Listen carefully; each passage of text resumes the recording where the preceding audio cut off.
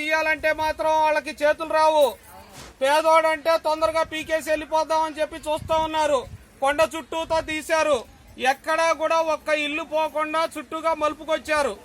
ఒక ఇల్లు మాత్రం అట 3వ వార్డు కొత్తపేట ప్రాంతంలో ఒక పేద గుడిసె, ఇట్లాగే ఆ గుడిసె మాత్రం తీసేసి వేరే స్థలంలో వేసుకోమని చెప్పి ఎమ్మెల్యే ఒక 10,000 చేతిలో పెట్టి వెళ్ళిపోయారు.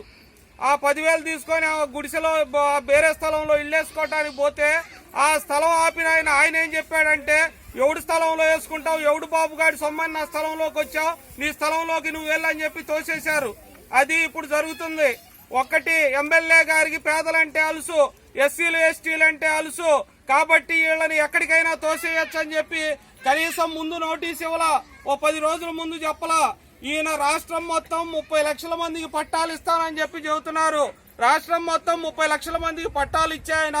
వీళ్ళకి మంచి స్థలం చూసి అక్కడ కరెంట్లు, రోడ్లు, మంచినీళ్లు ఏర్పాటు చేసి ఇదిగో మీకు తీసేస్తాను, ఇదిగో ఇక్కడ ఇస్తున్నాను అని చెప్పకుండా ఈ రోజు పులకేరు తీసుకొచ్చి ఇక్కడ పెట్టి ఈ మొత్తం పీకేస్తాను, మీరు మొత్తం సామాన్లు సర్దుకొని వెళ్ళిపోండి అంటే అంత అలుసుగా కనిపిస్తున్నాం. ఎస్సీలు ఎస్టీలు అంటే అంత తేలిగ్గా కనిపిస్తున్నావా అని చెప్పి మన దమ్ము ఏంటో, మన ధైర్యం ఏంటో, మన సత్తా ఏంటో అధికారులకి, ఎమ్మెల్యే గారికి చూపించాల్సినటువంటి అవసరం ఉంది. ఏదో ఊరకనే తోసేస్తే వీళ్ళు వెళ్ళిపోతారులే, చెవులు చాడించుకుంటా మేకల్లాగా గొర్రెల్లాగా అని చెప్పి ప్రభుత్వం భావిస్తా ఉంది. ఈ రోజు ఊరికనే ఉట్టిగా ఇల్లు కట్టిస్తామని చెప్పి చెబుతున్నారు, ఉట్టిగా స్థలాలు ఇస్తామని చెప్పి చెబుతున్నారు. మరి ఉట్టోళ్ళకి, ఏమి లేని వాళ్ళకి ఇస్తున్నటువంటి ప్రభుత్వం మరి ఇక్కడ ఇళ్లున్న వాళ్ళకి ఎందుకు ఇవ్వదు అని చెప్పి మనం అడగాల్సినటువంటి అవసరం ఉంది. అందుకనే నేను గతంలో మీకు లాక్డౌన్ లోనే 4 నెలల క్రితం చెప్పాను, ఈ ప్రభుత్వం చాలా మదంతో, అధికార మదంతో ఉంది. వైఎస్ఆర్సీపీ ప్రభుత్వం కోర్టుకు వెళ్తేనే ఆగుతుంది.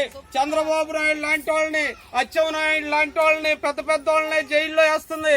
కోర్టు అడ్డం వస్తే తప్ప ఈ ఆపుకోలేం. మనం హైకోర్టుకి వెళ్లాల్సిన అవసరం ఉంది. తలా ఒక 500 పెట్టుకొని అయినా ఖర్చు హైకోర్టుకి వెళ్లాలని చెప్పి మీకు అందరికీ మీటింగ్ వేసి చెప్పాను.